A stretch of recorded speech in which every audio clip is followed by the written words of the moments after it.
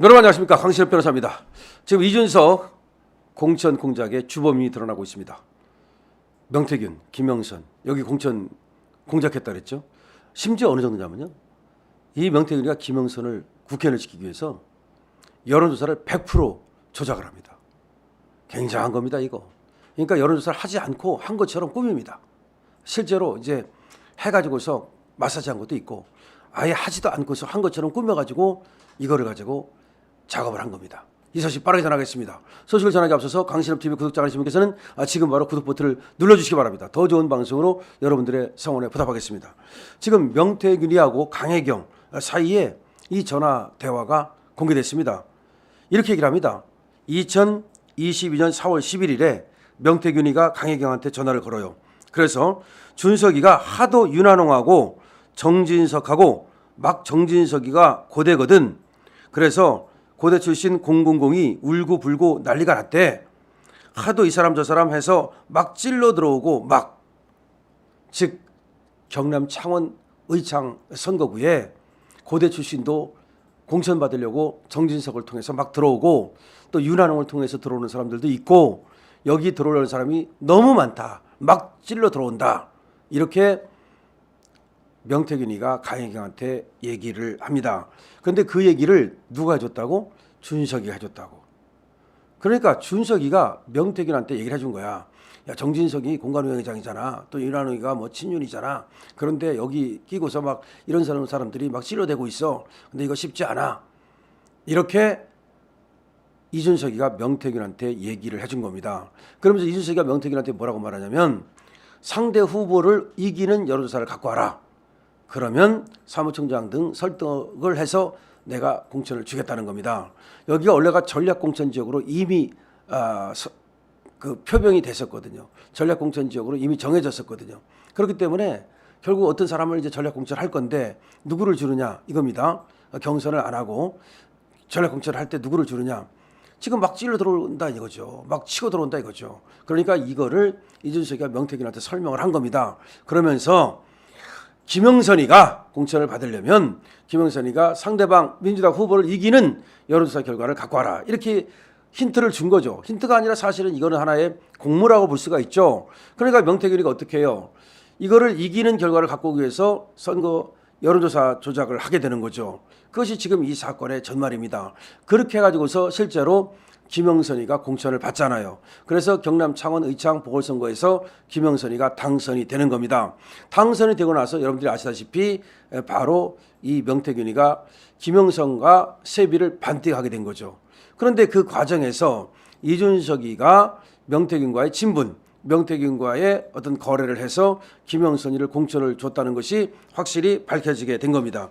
이것이 2022년 4월 11일에 명태균이가 강혜경하고 하는 그 전화대화 속에 다 들어있다는 겁니다. 당시에 정진석 의원과 윤한홍 의원 등이 이른바 윤핵관들이 다른 후보를 지지하고 있다는 취지로 그런 얘기를 했다, 이런 얘기죠.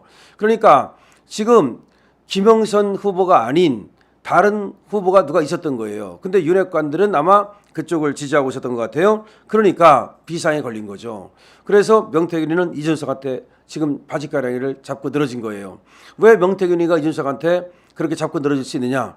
그건 당대표 선거 때 여론 조작을 통해서 이준석을 부정으로 당선시킨 전력이 있기 때문에 지금 서로 범죄 공동체란 말이에요. 그래서 이준석이는 명태균의 말을 무시할 수가 없는 거죠. 자, 그런 관계 속에서 이제 바로 명태균은 이준석을 통해 가지고서 김영선 공천을 받으려고 작업을 했다는 말이 되는 겁니다.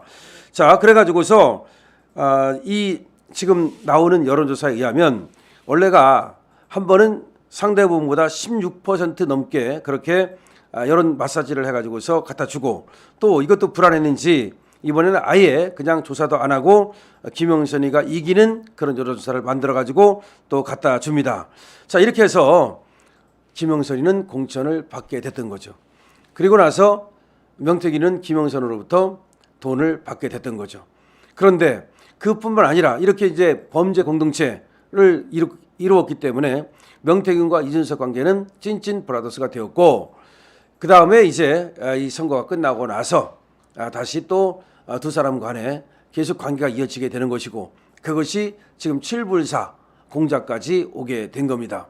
그래서 이준석이는 명태균의 똥개였다라고 지금 미래한국연구소 그쪽에 지금 소장이 얘기하고 있지 않습니까? 자, 그러면 이준석이는 명태균과 범죄를 같이 저지른 게 분명한 거예요. 이 김영선 공천도 이준석과 명태균의 공범이라고 봐야 되는 거지. 명태균 혼자의 작품이 아니라는 것이 명백해진 겁니다. 자, 그래서 지금 이준석에 대해서 창원지검이 소환을 하겠다는 겁니다. 이 소환이 지금 바로 오늘이나 내일 될 수도 있습니다. 오래 걸리지 않을 것이다 라고 지금 창원지검에서 얘기하고 있고, 그런 다음에 지금 그 당시에 공관위원장이 윤상현이었거든요. 이 보궐선거의 공관위원장은 윤상현이었고, 그 다음에 지방선거의 공관위원장은 정진석이었어요. 근데 국회의원 보궐선거의 공관위원장은 윤상현이었기 때문에 윤상현을 부른다는 겁니다. 뿐만 아니라 지금 김종인을 안 부를 수가 없는 거죠. 그러면 이준석, 그 다음에 김종인 그리고 윤상현을 불러가지고서 조사를 하고 나서 그 다음에 이제 어디로 갈 것인가, 이 검찰의 갈 것이 어디로 갈 것인가 이런 건데요. 이 김영선 말고 지금 다른 어떤 주자들 여러 있지 않습니까? 지금 오세훈도 걸려들었고요. 그 다음에 사실은 박안수 경남지사라든지 여러 사람들이 이 타겟이 됐습니다. 이것과 관련해서 지금 당시의 공천 전체에 대한 이런 어떤 조사가 불가피하다. 이번에 말이죠. 국힘에 대한 압수수색을 통해서 2022년 당시에 공천 자료를 가져갔다는 겁니다. 검찰이 이번에 확보를 했죠. 그럼 이 공천 자료를 갖다가 분석해 보면 당시의 공천이 불법 공천 내지는 뭔가 뒷거래 공천이 분명히 밝혀질 겁니다. 이거에 대한 수사는 확대될 수밖에 없고, 그렇게 되면 이준석이는 그 수사망을 피할 수가 없겠죠. 그렇지 않아도 지금 강남구청장이라든가 마포구청장 이런 데 상당히 이상한 공천이 이루어졌다, 이준석 측근이 들어갔다라는 말들이 지금 난무합니다. 그렇기 때문에 이런 것들을 들여다본 검찰이 이준석이를 불러서 조사를 하고, 이준석이의 어떤 위법행위, 불법행위가 확인된다면 이준석이를 그대로 내보낼 수는 없는 거죠. 이준석이가 지금 국회의원이긴 하지만 체포동의안을 칠 수밖에 없고, 그렇게 되면 결국 이준석이는 범죄인의 어떤 지금도 범죄인이지만 완전히 범죄인의 나락으로 떨어지게 되는 겁니다. 그런데 천하람이가 지금 굉장히 조용하죠. 명태균에 대한 수사가 시작되고 나서는 천하람이가 거의 찾아볼 수가 없습니다. 국정감사에서도 한 건 하고 이런 것이 사실은 국회의원들의 일생의 어떤 목표인데, 국정감사장에서도 천하람이가 한 건 한 것이 없어요. 그냥 잠깐 조그만 거 했다는 말이 하나 보도됐을 뿐이지 사실상 크게 보도가 되지 않고 있습니다.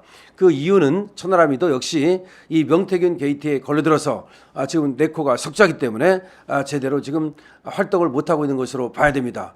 자, 그럼 명태균 게이트에 걸려든 사람들이 여러 있지만 지금 이준석과 천하람 여기 명백하게 지금 밝혀지는 것이고요. 그거 말고도 명태균 게이트에 많은 사람들이 걸려들었다는 얘기가 있는데 그것도 역시 수사가 될 겁니다. 자, 다시 한번 말씀드립니다는 이준석 명태균과의 관계 속에서 말이죠. 명태균의 부탁을 받고 김영선의 공천을 해줬다. 김영선에게 불법 공천을 해줬다라고 볼 수가 있습니다. 물론 불법 공천이라는 것이 왜 불법이냐 이렇게 물을 수 있는데 그거는 김영선과 명태균 사이에 돈이 오고 갔기 때문이죠. 그러니까 공천 대가로 세비를 반띵했기 때문이죠. 그 다음에 이준석이란 말이죠. 그와 같은 관계를 알면서도 이것이 여론 조작을 해서 공천을 한다는 사실, 그 다음에 또 세비를 반띵하기로 했다는 사실도 알았을 거라고 생각을 하거든요. 이런 전체를 알면서도 바로 이렇게 김영선한테 공천을 줬다는 것이 문제죠. 이때 김영선이 말고도 우리 국힘 쪽에서 김영선의 상대가 될 만한 후보들이 기라성 같은 후보들이 많이 있었다는 거죠. 그런데도 불구하고 지금 김영선이가 전혀 한 10년 동안 쉬다가 거기 연고도 없는데 이렇게 공천을 받아서 국회의원이 될 수 있었던 이유는 오로지 이준석 때문이다라고 봐야 되는 겁니다.